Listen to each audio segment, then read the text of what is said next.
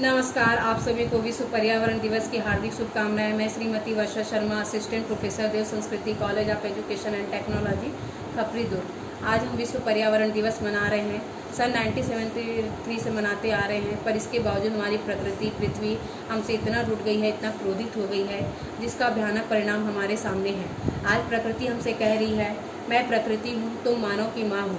मैंने तुम्हें हरे भरे वन में, हरियाली में, शुद्ध वायु में पाला है। मैंने तुम्हें कृषि योग्य भूमि, स्वच्छ नदियों का पानी दिया, जिससे तुम अपना पेट भर सको, प्यास बुझा सको। जैसे कि हर माँ अपने बच्चों को पालती है, ख्याल रखती है, वैसे ही मैंने तुम्हें पाला। तुमने अनेक गलतियाँ की। तुमने वन के पेड़ काटे, नदियों के पानी को उद्योग धंधों से दूषित किया, प्लास्टिक के कचरे से नदियों को पाट दिया, मेरी कृषि योग्य उपजाऊ भूमि को कीटनाशक डालकर हानि पहुंचाई। मैंने तुम्हें समझाने के लिए समय समय पर भी दंड भी दिया, कभी सूखा, कभी बाढ़, कभी भूकंप, कभी ज्वालामुखी के रूप में, कि तुम संभल जाओ, मेरी अहमियत को पहचानो, मेरा संरक्षण करो। पर तुम मानव ने जैसे जैसे नई नई शिक्षा, नई नई टेक्नोलॉजी का आविष्कार कर विकास के इस युग में आगे बढ़ने की चाह में मेरे द्वारा दिए जाने वाले दंड को भी नज़रअंदाज कर दिया, और इतने अपनी शिक्षा और टेक्नोलॉजी के घमंड में इतने अंधे होते चले गए कि ये भी ना सोचें कि ये विकास, टेक्नोलॉजी, शिक्षा प्रकृति के क्रोधित होने पर ताश के पत्तों की तरह ढेर हो जाएगी। यदि तुम खुद ही जीवित नहीं रहोगे तो ये विकास किस काम का। तुम मानव तो इतने मूर्ख हो, वनों की कटाई करते हो और घरों में पेड़ों को गमले में सजाते हो। क्या तुम इस गमले के पेड़ से पर्याप्त ऑक्सीजन ले पाओगे? क्या तुम्हें इससे पर्याप्त जल मिल जाएगा जिससे तुम्हारा जीवन चल सके? तुमने तो सारे और सीमेंटीकरण कर दिया, तुम मिट्टी युक्त भूमि नहीं छोड़ी। जब बरसात का पानी मिट्टी में जाएगा ही नहीं तो पीने युक्त पानी कहाँ से लाओगे? चारों ओर चलने वाली गाड़ियों, उद्योग धंधों के शोर से, धुएं से अब मैं बेचैन हो गई हूँ।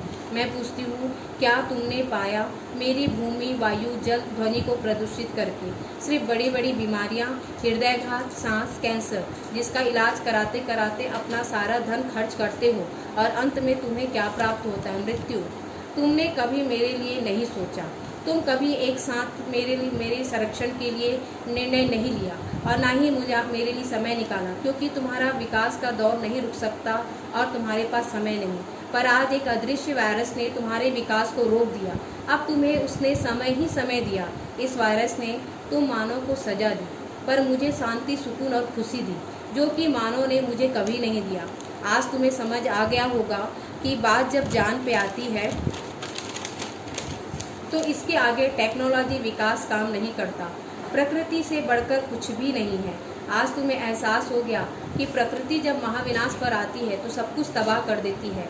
अभी भी समय है, प्रकृति से खिलवाड़ मत करो, जीवन के महत्व को समझो, आने वाली पीढ़ी के लिए उसे संरक्षित करके रखो और उन्हें भी प्रकृति का महत्व समझाओ। आओ मिलकर प्रकृति को बचाएं, पेड़ लगाएं, जल का संरक्षण करें, छोटा परिवार, सुखी परिवार की नीति अपनाएं, स्वच्छता अभियान को अपनाएं, बेवजह गाड़ियों के प्रयोग से बचें, अन्य का दुरुपयोग ना करें।